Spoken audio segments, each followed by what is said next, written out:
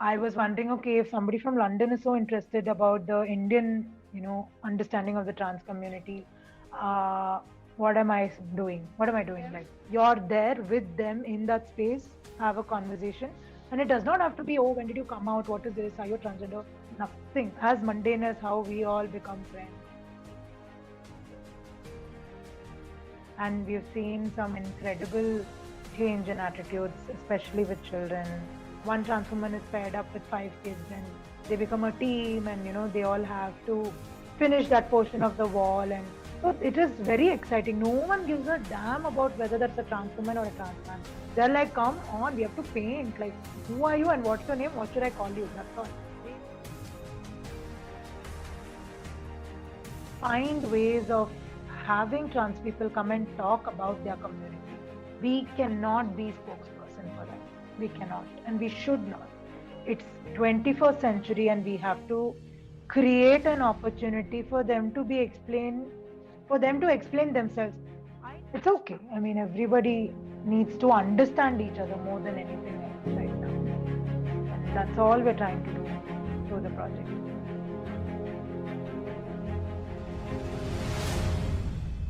An edition of What If Reflections, where we are having a conversation with one of our favorite members of the artist community to engage in a dialogue to see how we can reimagine the purpose of education. So today we have Sucheta, CEO of Dream a Dream, and Purnima Sukumar, the founding member of Aravani Art Project. I'm not going to say founder, but the founding member of Aravani Art Project. And I'll just briefly bring in Sucheta to talk a little bit more about the What If movement itself that's happening, and also introduce Purnima. Great. Thank you. Thank you so much, Padmaja. And thank you so much, Purnima, for accepting our invitation for this conversation. I'm really looking forward to learning so much from you. So for those listening in, Purnima, you are the founder of the Aravani Art Project. It is a woman and trans woman art collective, which involves collaborative public art, wall art projects to raise voice and awareness of the friendship between trans women and women in public spaces. In essence, I understand you create safe spaces for alternate voices through art. I also gather that over the last 5 years, you've completed almost 25 murals across different cities in India, and today are a collective of 3 cis women and 25 trans women. So thank you so much for being here. And before I dive into my questions and everything that I would like to learn from you, I wanted to share a little bit about Dream a Dream, and then also about the What If campaign. So I'm the CEO of Dream a Dream. We are a 20-year-old nonprofit working mainly out of Bangalore, but today working across 5 different states. And our purpose is to empower young people who come from vulnerable backgrounds to overcome adversity and to thrive in a fast-changing world using a creative life skills approach. Today in the 5 states, what we're looking to do is to reimagine the definition of success within our education systems so that every child can thrive. When the pandemic hit, we launched a campaign which we call the What If campaign. It started off really as an article, but today it's moved on to becoming a much larger campaign. It was an invitation really for all of us to just take a pause, a moment of reflection before we jump into solutions, before we jump into actions, and before we think about how we can make up the learning loss of children. So we were really of the opinion, and I continue to believe, that if we just take this moment of stillness, we could respond from a space of compassion and empathy instead of panic and anxiety. So over the last few months, we've had many national, international organizations join us, become a part of this campaign, have their own processes to just take a pause, reflect, reimagine, and see what can be our most compassionate response to young people, to children, to students, as pre and post COVID. But one of the things, as I also continue to talk to my peers, continue to talk to colleagues, I realized that while I was listening to a lot of important creative ideas, we were also becoming like an echo chamber. We were really just talking to each other, NGOs, teachers, everybody who's in the education space. And that's when we collaborated with Art Flute. And we wanted to reach out to a whole different group, in this case, artists, and see if we can learn something from them. So that's why we are here today. And with that context, I just wanted to also share what I'm hoping for from this conversation with you, and by learning more about the Arvani Art Project. So one of the reasons, or the reason that I was really fascinated with what you're doing, my own understanding and internalization of the project is that it's built on three kind of core tenets. One is that you're working with a traditionally marginalized group, which is trans women. So for me, it is a lot about inclusion and equity. I also understand that it's coming together of cis women and trans women, which is with a chance for them to get to know each other. So I see values of collaboration and empathy in the way you do your projects. And finally, the murals themselves, I understand, are created based on the culture and the histories of the local people and the communities that you work with. So it's so much about contextualization and about community building. So these are all the things that I hope to see in our education system. And this is something that I hope we can teach our children, we can learn as society. And it is that kind of exploration that I would love to do with you today. So if you don't mind, I would like to, ask you a few questions just about your personal journey, then moving to Arvani. But I'll take a pause. If there's anything you would like to know, Purnima, at this moment, any questions or clarifications you have?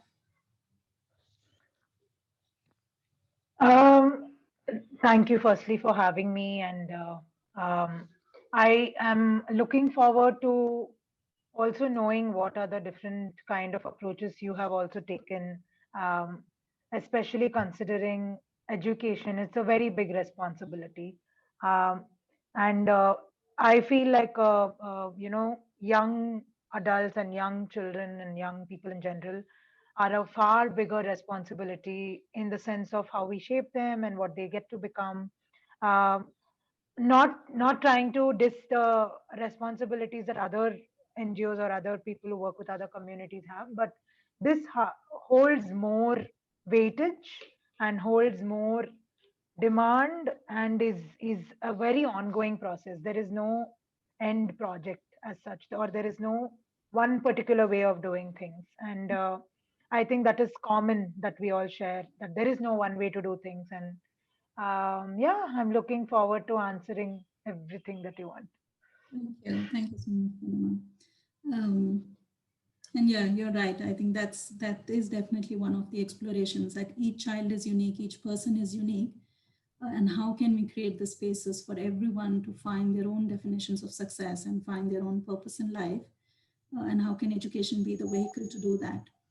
And in your own case, I understand that you came across Chitrakala Parishad by chance. I heard your talk where you missed your bus and you kind of discovered Chitrakala Parishad, and that really started your journey as an artist.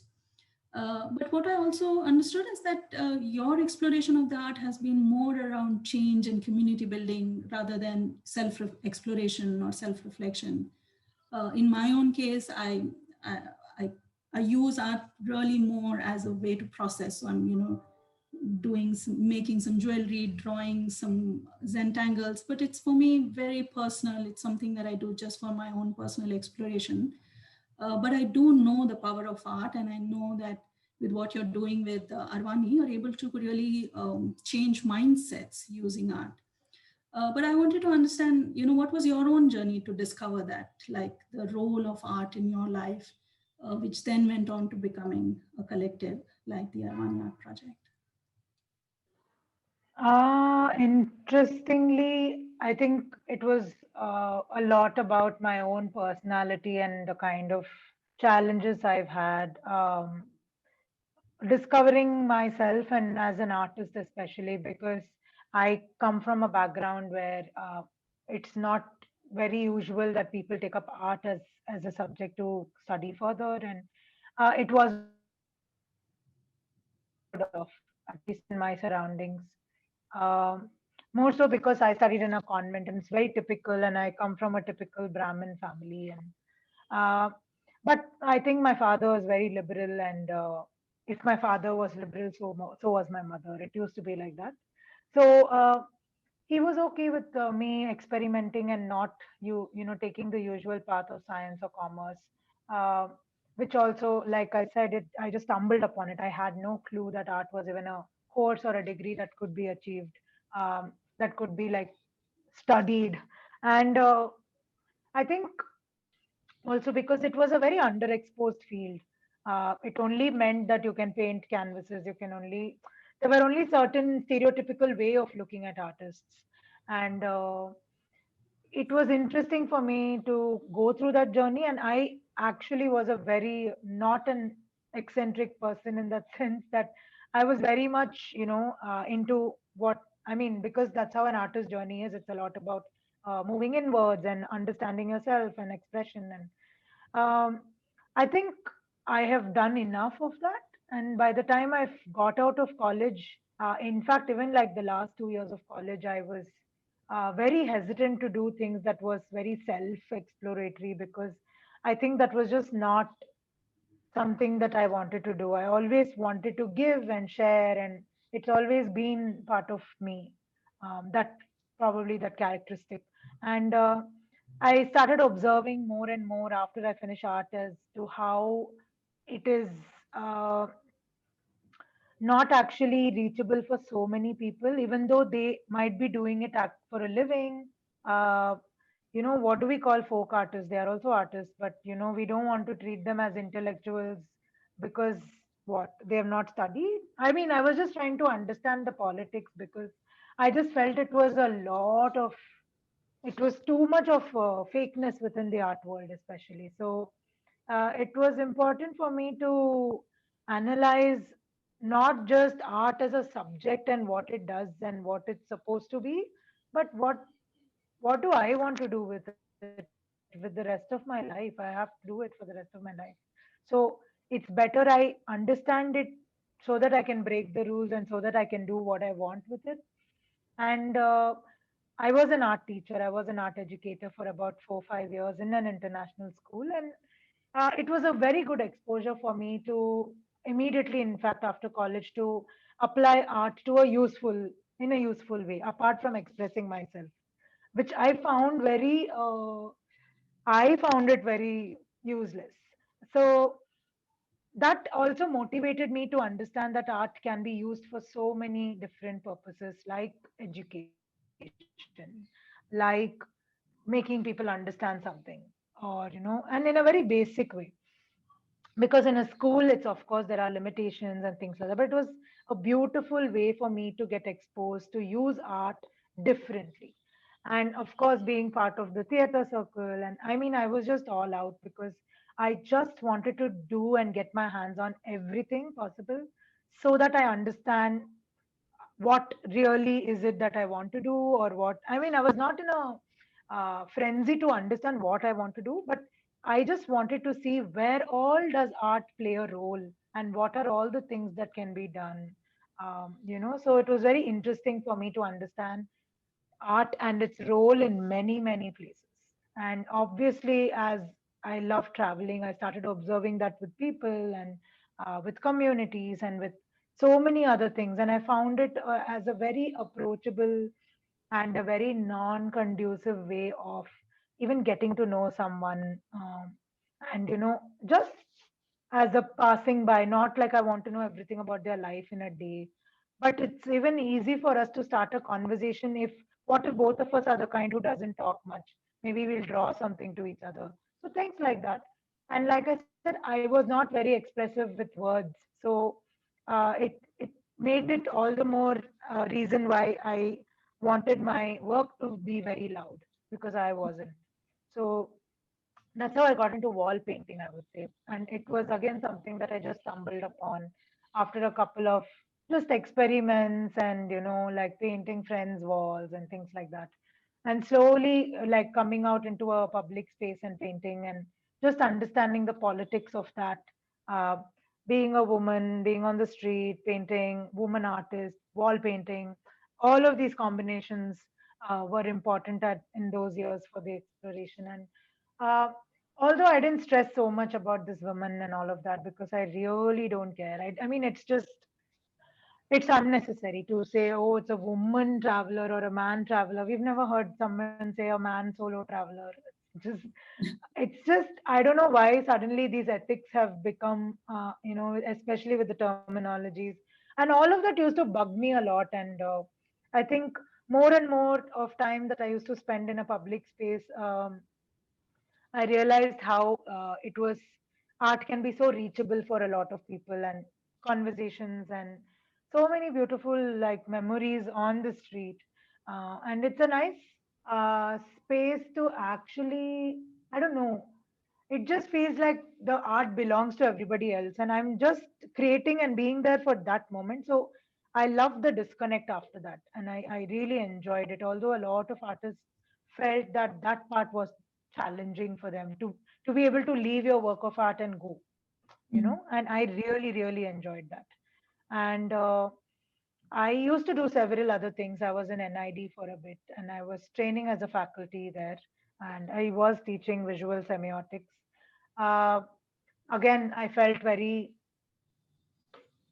confined in that space, and it was a bubble. Everybody lived in a bubble in NID. They had no idea of what the real world was. So, that the potential that the outside world holds for me to learn from is far more than NID. Mm. So, I wanted to use that opportunity, and then I signed up with various organizations which worked with vulnerable communities in different ways. And one such experience led me to uh, assist a London-based filmmaker with her project, which was a documentary about the transgender community. And I was wondering, okay, if somebody from London is so interested about the Indian, understanding of the trans community, uh, what am I doing? What am I doing? Like, because before that, I have not had an opening or an outlet where I could get into the community or understand, nor have I been prejudiced. I had not had any prejudice about the community. So it was a fresh canvas for me to explore the community, to know them, to get very very deeply involved in their lives and the understanding of their socio-economic statuses in this country. um, so definitely the documentary really helped me understand, because I was the translator, I was the communicator, and I was doing the interviews, and I was in touch with them for about 3.5 years. That's how long the documentary also took. So 3.5 years was a good enough time for me to understand everything about the community. And I would do a lot of things apart from the documentary, because they will only take what they need. And obviously, I used to spend extra time and chill with them and stay back at their place. And it was a very matter of fact, because I usually don't like making anything a big deal. I think Padmaja also knows that. And I just feel everything has already existed all along, Suddenly somebody comes and makes it one big deal, and you're like, okay, it's always happened, chill. Like, and that's how the trans women are also, they are also like that. And it was so beautiful at that junction of my life to see art becoming one crazy frenzy on Facebook and internet, and like everybody's going mad. Everybody wants to become an artist. Everybody's an illustrator. Everyone's a photographer. And I was just like, whoa. And I'm working with a community who is barely getting a hi or a smile. It's as basic as that. So I was like, let me just, I have to do something. There is no way I can let this. I don't think I would have slept peacefully at all if I had not taken that step. I wasn't able to. But I just wanted to, I wanted them to have fun. That's all. That's the base of Aravani. I wanted them to have as much as fun as I was having with art. So, as selfish or as whatever that sounds, my medium was wall art, and it was happened to be in a public space. So everybody's like, asking me, how did you plan to make it public? How did you decide? I'm like, I didn't. It was a gesture that I've already been painting walls. None of y'all noticed that time. It's fine. But now suddenly you're like, oh, how did you get into public wall mural? I'm just like, I mean, there is no explanation to a lot of things. So it was just a matter of fact in that sense. And obviously, I didn't want my association with the community to uh, fizzle out just like every other documentary filmmakers. And I think I was hearing that so much from them.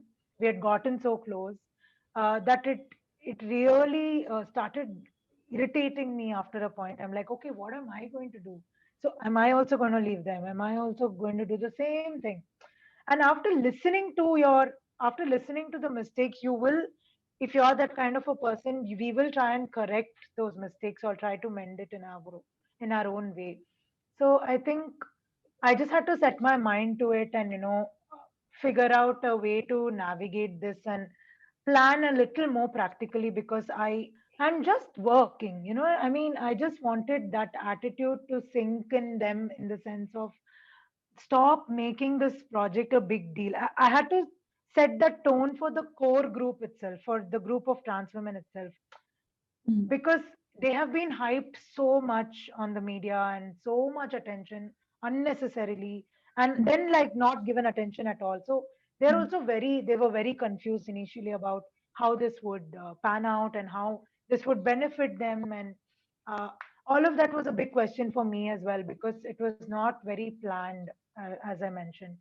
It started off as an experiment, and I thought it would be just a one off thing, because I had no idea what anything was. No idea what, like, I didn't have too much knowledge about, just social work in general and humanitarian. And I had no idea about anything, nothing. So all I knew was I knew how to paint a wall and I knew how to talk to the community. That's it. So just as basic as that. And I think I just felt the need to share that space with people who I am close to, so that I can I can have someone to discuss this with. I used to never have anybody to discuss this with.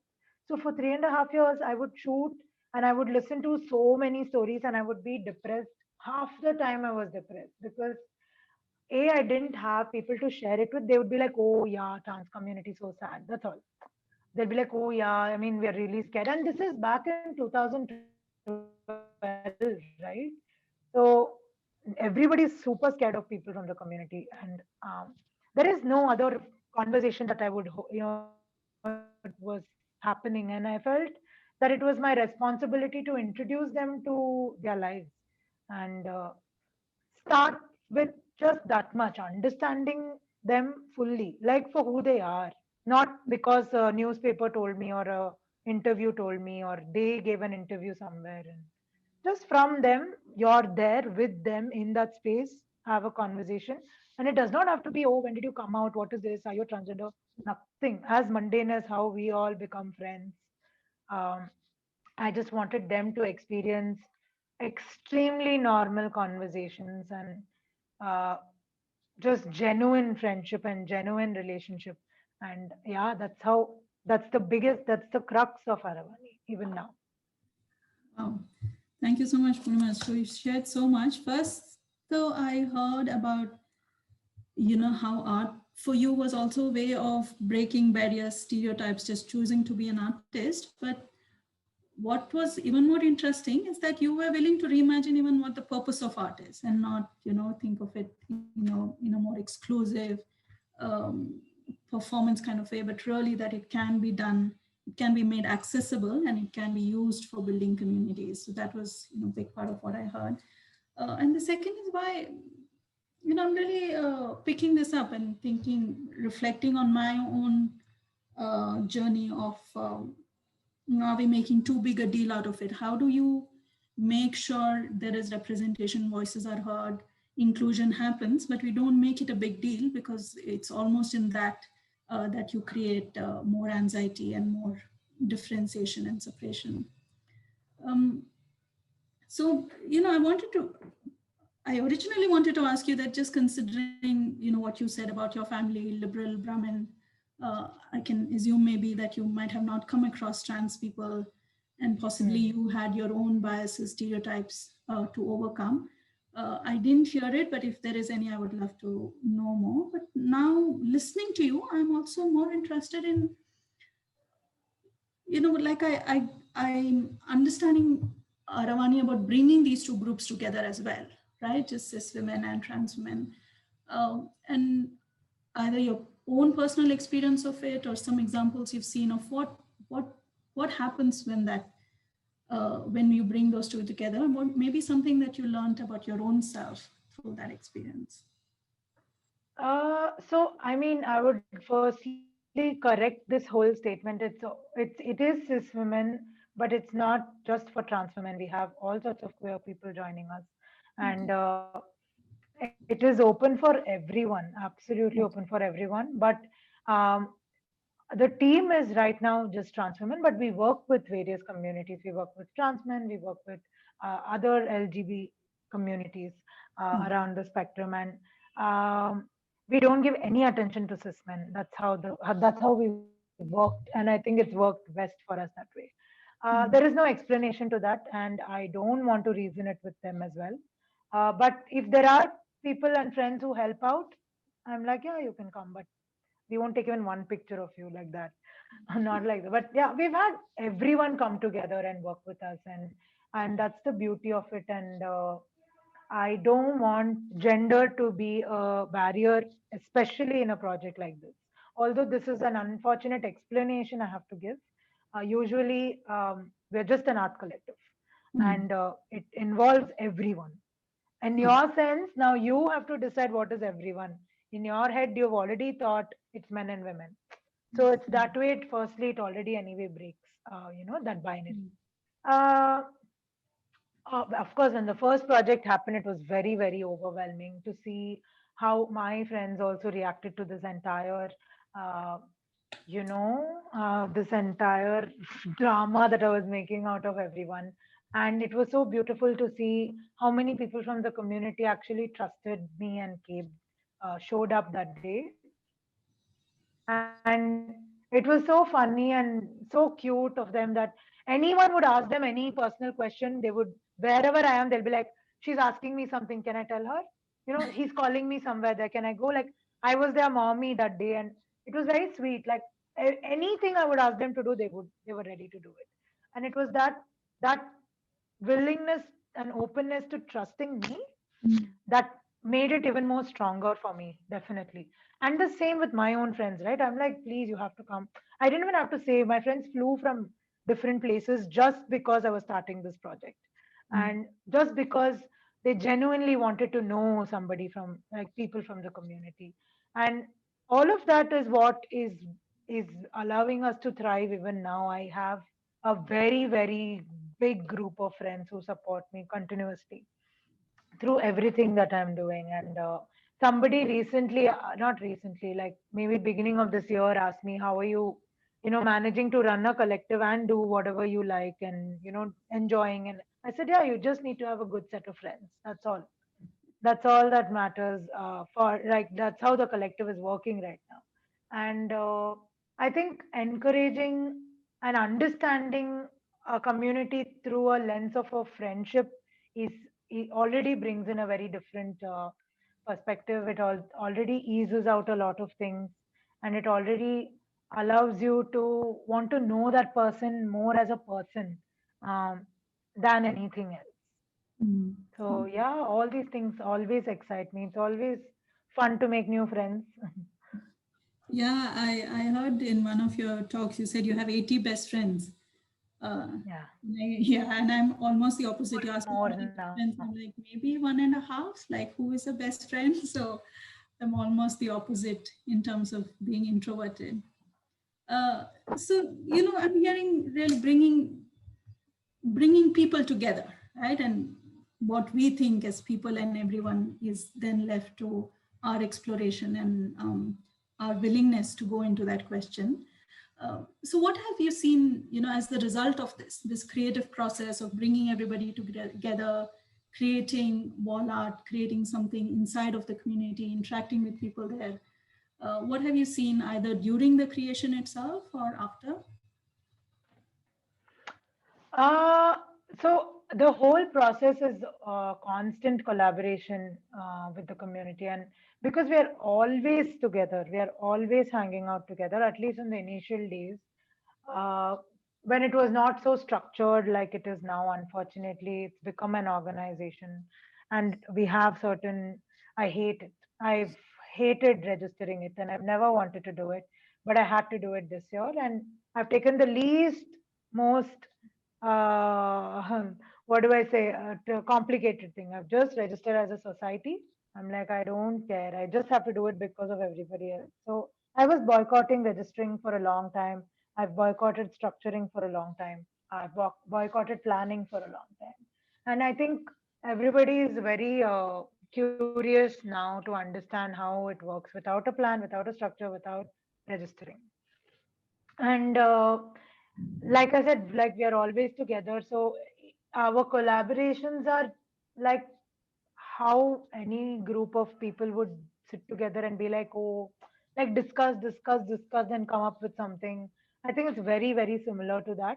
Of course, now it's definitely much, much, much different. So, uh, the process of art making from how it is planned to then how it is executed is so different. And it's interesting for the women to now, of course, they understand, but initially, uh, to explain that to them was very, very hard.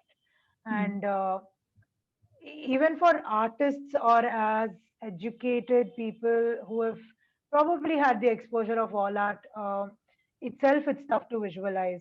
So how do you explain that to people who have not had that exposure, you know? So it was a very interesting way to do it. And I mean, along the way, I've learned how to sort of explain it. Now it's easy.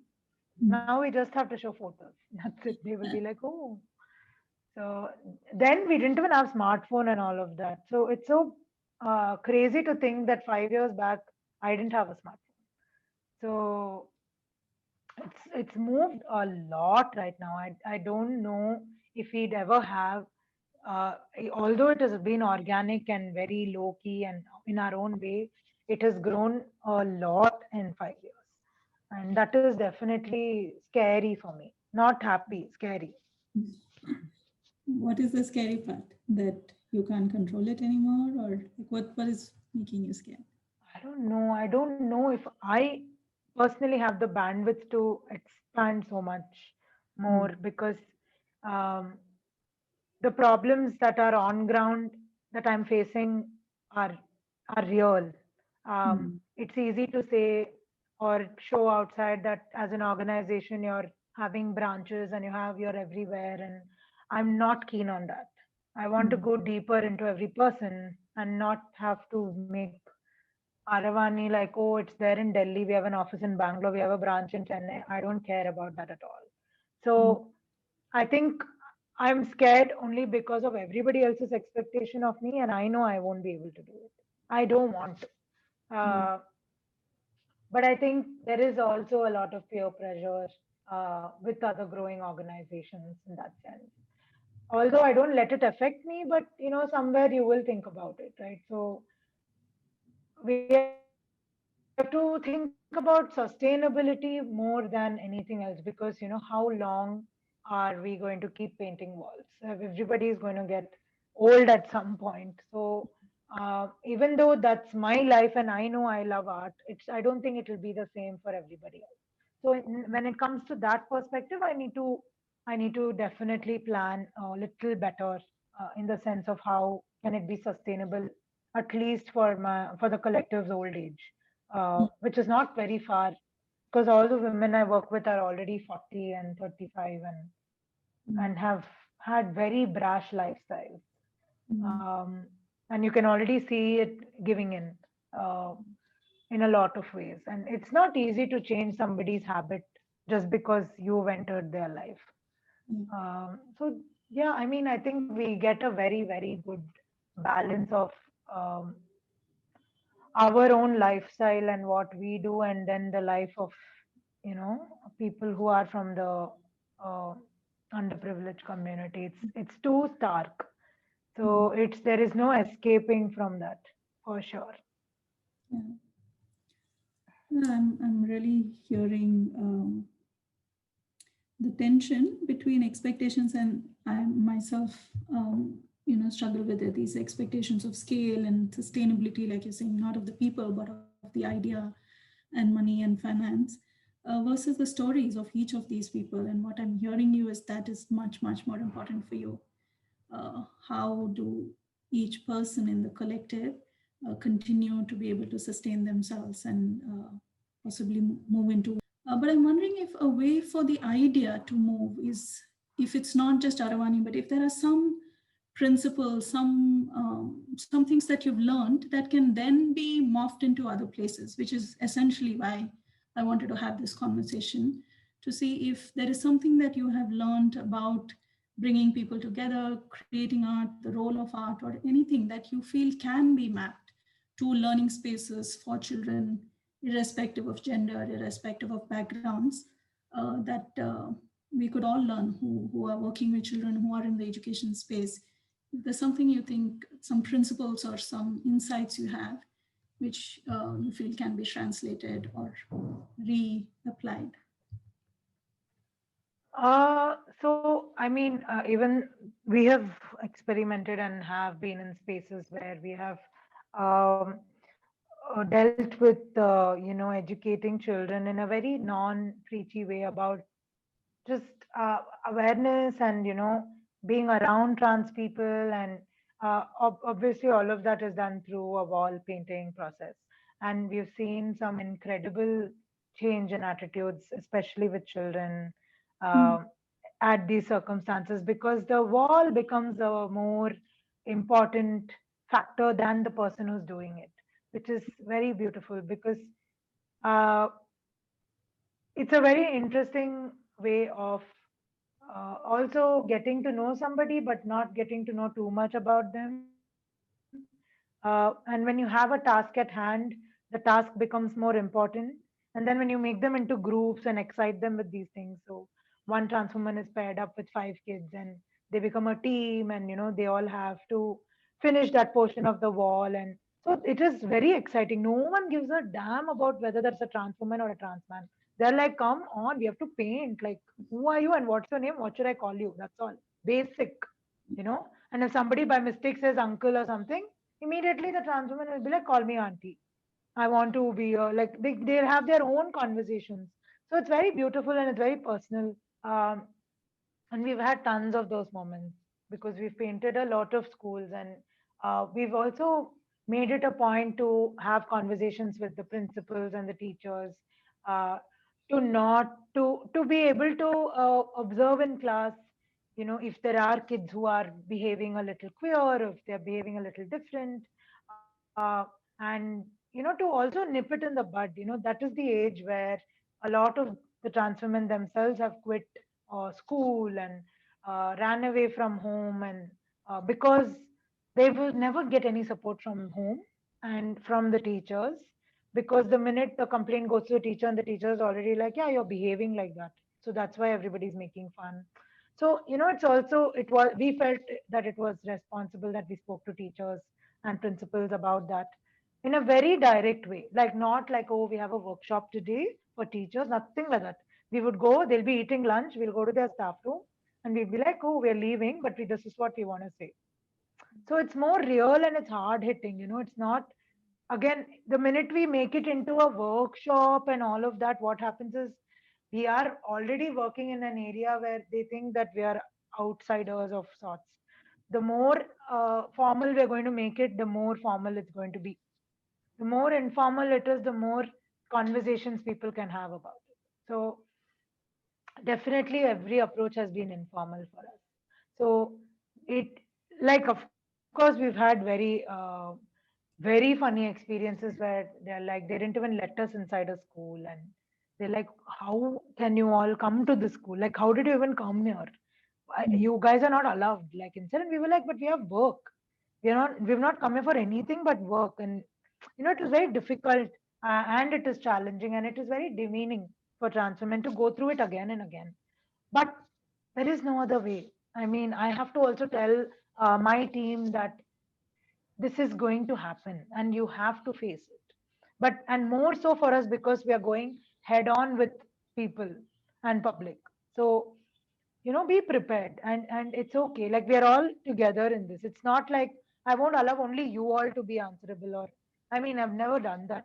It doesn't register in my head. So bringing, I mean, so my biggest insight would be to stop formalizing these things and Mm. to just be very casual about it, and to have casual conversations around it, and um, find ways of having trans people come and talk about their community. We cannot be spokesperson for them. We cannot, and we should not. It's 21st century, and we have to create an opportunity for them to be explained, for them to explain themselves. I know how pissed I'll be if a man is explaining about a woman. I'm just going to not let that happen. I think all of us are on that page. That. Mm. So how are we allowing this to happen? How are we saying, oh, but because I've done PhD in transgender, whatever, I don't care. So I can't represent a community. So some man would have done PhD in feminism. You're just going to be like, hello, I am a woman. Can I talk? So I think, why are we differentiating these rules for them? We are like, oh, we'll talk about the community. And I think we should start having them over. What are they going to ask at the most? Like some remuneration, something. We have just stopped thinking about how small these adjustments are to make a big difference. Mm. So I think we have to pay attention to those details, and make sure that the people are able to, and we're giving them an opportunity to explain themselves. Nothing. We're not doing anything. We're not helping. We're not uplifting. We're making space. That's all. And that's exactly how I'd like to use those terms, because the minute you say I am empowering trans women, I'm not. All I've done is I've shared my space with them. That's it. They have done whatever they wanted to do with it. I have not done anything. I've not helped. I've not uplifted. I have just been their friend and shared a space.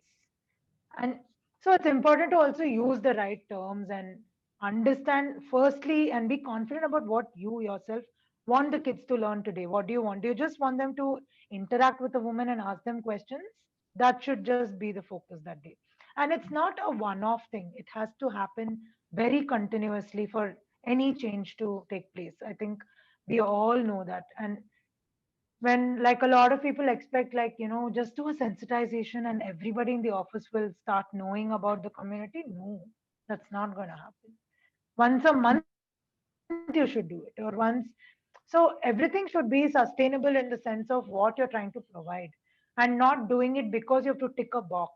You don't know, oh yeah, gender studies done. It's not for that. I mean, that shouldn't be the goal. Yeah. Yeah, that's how much I can think of right now. I think a lot of it I covered in the previous conversation, in the sense of inculcating, a true sense of inclusivity, and not having to, I don't know, like, not like I said, to normalize it is very important, and it comes to us so normally with other things, and I don't know why it doesn't come to us when it's related to involving people, especially from the trans community. I mean, that's direct as well, and it's very easy for everyone to. Um, I don't know. It's very easy how it seems in the outside, especially how you're mentioning, in the sense of portraying this without a big deal, but also having to focus on certain areas where you have to probably make it a big deal so that you get more work, so that you get more anything, exposure. Uh, it's a good balance to have, and it's a tough balance, but it's a good balance. Mm. And it's important to show your work as well outside, and it's important to uh, not be very closed about what is possible, to not be very closed about, oh, we'll only paint walls, and we could have just stuck to that. But everybody's interest, everybody's way of thinking is going to be different, and uh, if we are genuinely interested, we want everything to be spoon fed. Nobody, everything else is Googled. Why not Google some stupid questions like these? You know, Mm. I just feel like we need to put in a lot more effort to include them than them having to explain all of this to us, which unfortunately they are, because we are amazing, no? So everybody else has to explain their existence to us, which is something like, yeah. So as sometimes as a leader I disagree with so many things, including sensitization, but that's the only way we make money with corporates. So I don't even attend one of those also. I don't have the patience. Even the transformer will be like, it's okay, we are doing it, we'll do it. I'm like, you guys do it. I just don't even go there. I don't even enter that space. So there are a lot of places like I don't feel like venturing because I get very angry fast. Angry because of the ignorance, you know, and it's an ignorance that we have chosen to be, and that we've chosen. So yeah, but some days I will be patient and I'll explain it to somebody. I don't know. It's just so vague in that sense. But I think we all have to make an effort, and we all have to treat each one as an individual and not make it a big deal. And it's okay. I mean, everybody needs to understand each other more than anything else right now. And that's all we're trying to do through the project. Thank you. Thank you so much, Purnima. And this is something I've been thinking about, but having heard you, I think it's important to make a commitment that I myself, how whatever is the space I am working in, anywhere where I have a voice and I can influence, that I make that a lot more inclusive. But I take the ownership of that I take the ownership to understand what is the discrimination, what is the marginalization that's happening, educate myself, build my own understanding of it, and not put the burden on the people who are marginalized, whether it's trans or anybody, religion, caste, but really take the ownership of making the space more inclusive and making the space more equitable for all. So thank you. Thank you, Purnima, for having this conversation with me. And I really hope we are able to take these insights that I heard from you, that I am offering as part of our What If imagination. What if we didn't what if we just normalized differences? What if we normalized people, whether of different genders, different nationalities, different uh, religious caste backgrounds, just came together and to use the metaphor of the wall, that the painting of the wall became more important than our differences. Thank you so much.